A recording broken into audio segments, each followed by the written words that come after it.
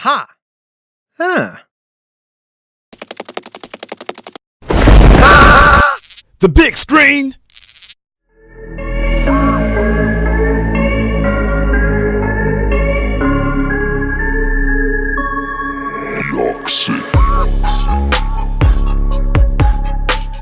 In 2013, Disney Studios released a 10-track album consisting of award-winning songs like Let It Go for the first time in forever. Now this year, it's time for the follow-up album that tries its possible best to be just as good as the first. Frozen 2 was quite an experience and one which I really loved, but could have enjoyed better. It returned with the usual gang of Princess Elsa, Princess Anna, Olaf, Kristoff, and Sven, his reindeer, which most of the time makes better decisions than all of them combined. Also joining the characters is Queen Iduna, voiced by Evan Rachel Wood, and Lieutenant Destiny, who looks so much like his voiceover actor, Sterling K. Brown. Now, in Arendelle, after the events of Part 1, Elsa is now Queen. A queen that can't think clearly, she can't act clearly, she always zones out when she's in gatherings, when she's with her loved ones, and then follows a voice that only she can hear into a place where no one knows. But don't worry, I promise you, it's not schizophrenia. It's not. It's called another name here. It's called having magic. If you're a guy and you love your peace of mind, just like me, and you want a girlfriend with no drama, then by all means, avoid Anna, the flag bearer of insecurity. Princess Anna jumps into conclusion and assumes the worst from simple statements like, I love you. Who assumes the worst from I love you? Of course, her boyfriend Kristoff still looks as clueless as his face is with his big yam nose. No excitement there, forget that one. Now, if Frozen was a party, Olaf would be the life of the party. Olaf the snowman, very jovial, always happy, even when he's melting and dying. Now, Frozen 2 isn't comedy inclined, but any scene with Olaf in it will make you laugh. He is such a jolly good fellow. I love this movie because it's a great sequel to the first. I mean, it's not as great as the first, not as fulfilling as the first, but it definitely lived up to expectations for me in terms of visuals, effects, energy. Woo, the energy was crazy. The entire movie has a vibrant feel to it, has this vibrant energy. Kind of makes you feel like the world will always be a happy place, even when you know that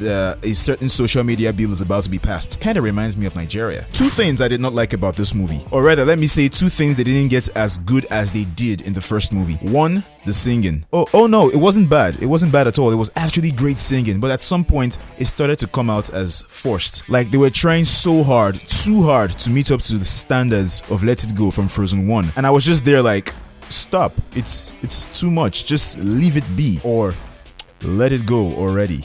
If there is one song this flaw was apparent, it was Kristoff's. His big nose everywhere. Just watch out for him if you haven't seen this movie. Watch out for the song if you haven't seen it. And if you've already seen it, then you know what I'm talking about. You might know what I'm talking about. Man looked like he was singing for the Backstreet Boys.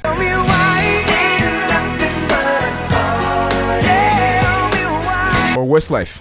So I say a little prayer, and hope my dreams will take me there. Or Style Plus. I swear I can't make this up. Once you see it, you know. Second thing I didn't like about this movie, there's no villain. Like, where's the bad guy? Who's the bad guy? There's an apparent lack of an actual villain, and that's something that they get right in the first Frozen that they don't get right in this one. In this one, it's like Princess Elsa just has issues and problems and complexes. Like I said, it's not schizophrenia. It's not schizophrenia, but no villain. What's the Lion King without Scar? What's Harry Potter without Voldemort? What's the Avengers without Thanos? And what's Elsa without What's Elsa without magic? Because magic is obviously the bad guy here. Generally though, I expect that this movie will make far more than Frozen 1 due to the hype and the anticipation, because everyone who did not see Frozen 1 on time will want to jump on the Frozen bandwagon now and make sure that they see it. It's probably one of the biggest, most anticipated cartoons of this year, and I feel like it lived up to the hype. It wasn't bad at all.